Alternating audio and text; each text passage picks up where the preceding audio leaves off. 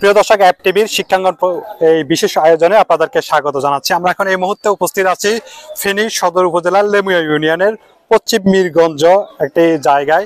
এখানে এসে আমরা আজ আসলে যেই পরিবেশ দেখছি, একটি সুন্দর আবহাওয়া দেখছি, সেটি আসলে আপনারা দেখছেন আমার পিছনে অত্যন্ত চমৎকার এক শিক্ষাঙ্গন, যেটি নুরানি তালিমুল কোরআন বোর্ড বাংলাদেশ কর্তৃক স্বীকৃত একটি প্রতিষ্ঠান, যেটি পশ্চিম মিরগঞ্জ মদিনাতুল উলুম ইসলামিয়া মাদ্রাসা। এই মাদ্রাসায় হেফজ এবং নাজেরা বিভাগ সহ বিভিন্ন বিভাগে প্রায় শতাধিকেরও বেশি শিক্ষার্থী এখানে অধ্যয়নরত আছে।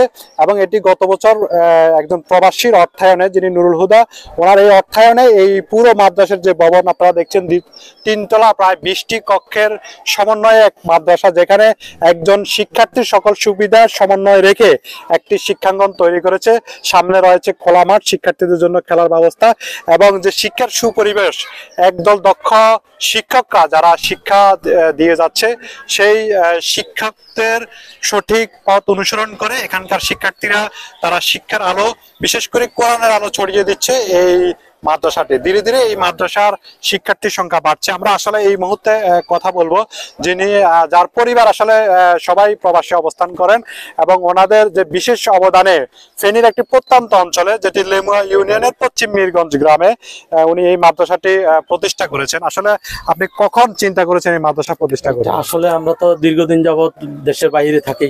যখন বয়সের একটা দাপ আসলো, তখন চিন্তা করলাম যে আসলে তো দুনিয়াটা কিছুই না, আমরা ক্ষণস্থায়ী, টাকা পয়সা যত কিছু হোক এগুলো তো থাকি যাব। আর ধরেন চারিদিকে যে দিন এলেমের কারণে যে মানে বিভিন্ন খারাপ কাজ হইতেছে, ধরেন এই ছেলে বাবাকে সম্মান করতেছে না, তারপরে অনেক কষ্ট করি ধরেন বাবারা তাদের ছেলে মেয়েকে ডাক্তার, ইঞ্জিনিয়ার, বৈজ্ঞানিক অনেক কিছু বানাইতেছে, কিন্তু শেষ মুহূর্তে দেখা যায় যে তাদের সমাধি দেওয়া পর্যন্ত আসতেছে না। তারপরে ধরেন মা বাপকে দেখেন এই বৃদ্ধাশ্রমে রাখিয়ে আসতেছে, রাত্রে ফেলে চলে যেতেছে। দিনই এলেমটা যদি আমাদের মাথার ভিতরে থাকে বা আমাদের ছোট বাচ্চাদের মাথার ভিতরে থাকে, তাহলে আর এই সমস্ত ঘটনাগুলো ঘটে না। তো এইগুলো চিন্তা করি আমরা একটা চিন্তা করলাম যে এখানে যদি দিনই এলেমের একটা প্রতিষ্ঠান করা যায়, তাহলে হয়তো ছোট বাচ্চারা এগুলো শিখবে এগুলো, এবং তাদের মাথায় যখন থাকবে ভবিষ্যৎ আর তাদের মা বাবার প্রতি বা এলাকাতে যে খারাপ কাজকর্মগুলো হইতেছে এগুলো হবে না। এটা চিন্তা করে আমরা এটা প্রতিষ্ঠা করার চিন্তা করছি। তা আমরা প্রতিষ্ঠার আজকে দ্বিতীয় বছরে আমরা আল্লাহর মধ্যে ভালো সাড়া পাইছি, অনেক ছাত্ররা আসতেছে, পরিবেশ সুন্দর এবং মুরব্বীরাও অনেক খুশি হইতেছে, সবাই খুশি আছে। আমার এই ছোট ছোট ছাত্রগুলো দেখে আমার মন ভরে যেতেছে। আমার মনে হয় যেন আমার শ্রমটা, টাকাটা এখানে ব্যয় করাটা সার্থক। তো এটা আমরা ধাপে ধাপে আরো অনেক আগিয়ে নিব এবং মেধাবী শিক্ষক দ্বারা এবং ভবিষ্যতে উন্নতির সাথে চিন্তা করে আমরা কম্পিউটার সিস্টেম চালু করব।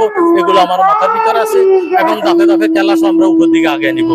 ধন্যবাদ আপনাকে। যুগের সাথে সমন্বয় রেখে আধুনিক এই শিক্ষা প্রতিষ্ঠানকে গড়ে তুলবেন, এই প্রত্যাশায় রাখছেন উনি। শুধুমাত্র জ্ঞান অর্জন নয়, আলোকিত যাতে জ্ঞান অর্জন হয়, সুনাগরিক হয়, সেই প্রত্যাশা এই প্রতিষ্ঠাতার।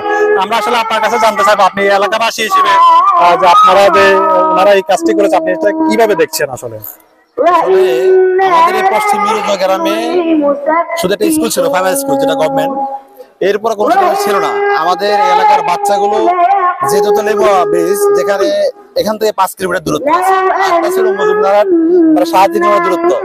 আলহামদুলিল্লাহ আমাদের বড় ভাই ইতালি প্রবাসী নুরুল ভাইয়া বা ওনার ফ্যামিলির ওনার অর্থায়নে পুরো মাদ্রাসা করে দিয়েছে, যার জন্য আমাদের বাচ্চাগুলো এখন আর দূরে যেতে হয় না, এখান থেকে তারা সুশিক্ষা পায়। এই জন্য আমরা সবাই অত্যন্ত আনন্দিত। আর আমরা আল্লাহর কাছে বলবো ওনাদের যাতে ন্যায় খায়ের দাস করে ওনাদের এই দান সম্পদকে আল্লাহ কবুল করেন, এটাই বলবো। ধন্যবাদ আপনাকে। আসলে এই এলাকায় এক সময় যে শিক্ষা প্রতিষ্ঠান দূর দূরান্তে গিয়ে মানুষ পড়তো এবং এর কারণে অনেক শিক্ষার্থী যারা জোরে পড়তো, যাদের শিক্ষা জীবন স্থমিত হয়ে যেত, কিন্তু এই নুরুল হুদা সাহেবদের কারণে এই শিক্ষার আলো যুগ যুগ ধরে ছড়িয়ে পড়বে। এক সময় নুরুল হুদা সাহেব থাকবে না, কিন্তু ওনাদের এই কৃতিত্ব, ওনাদের যে অবদান, সেটি যুগ যুগ একটা দৃষ্টান্ত হয়ে থাকবে। আমি আসলে মাদ্রাসা যিনি প্রধানের দায়িত্ব রয়েছেন, আমি আপনার কাছে জানতে চাইবো, আপনারা এটি গত বছর চালু করেছেন, বর্তমানে কতজন শিক্ষক রয়েছে, কতজন শিক্ষার্থী রয়েছে? আমাদের বর্তমানে 6 জনের অধিক আমাদের শিক্ষক আছে, আমাদের 100+ আমাদের ছাত্রছাত্রী আছে। কি কি বিভাগ রয়েছে? আমাদের হেফজ বিভাগ আছে, নুরানি বিভাগ আছে। এই বছর আমরা কিতাব বিভাগ ইনশাআল্লাহ চালু করছি। ক্রমান্বয়ে আমাদের শিক্ষা কার্যক্রম চলবে ইনশাআল্লাহ।